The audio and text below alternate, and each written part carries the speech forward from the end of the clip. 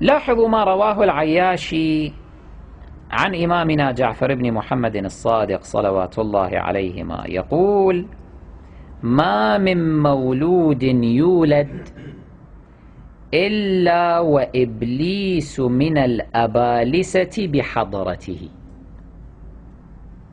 يكون واحد من الأبالسة يكون حاضر في وقت ولادة المولود لابد. فإن علم الله أنه من شيعتنا، إن علم الله أن هذا المولود من شيعتنا، حجبه من ذلك الشيطان. الله يحجبه من ذلك الشيطان، فلا يتمكن الشيطان من أن يطعن فيه أو يؤذيه.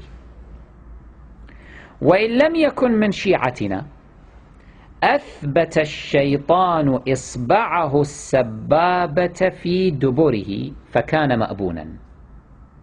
إذا لم يكن من الشيعة، الشيطان يجعل إصبعه في دبر هذا المولود حتى لما يكبر يكون مأبونا، أي يكون منكوحا.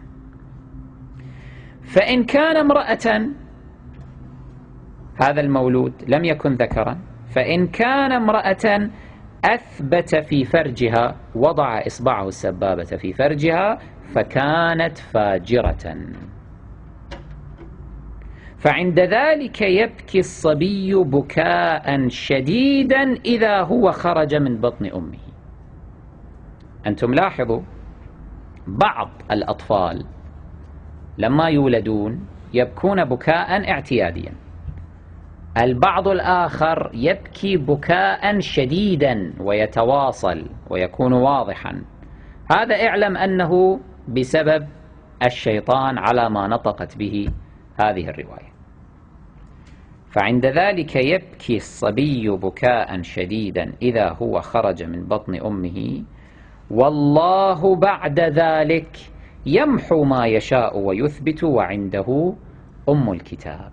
أي أنه لو افترضنا أن الشيطان فعل هذا في هذا الذي لا يكون شيعيا،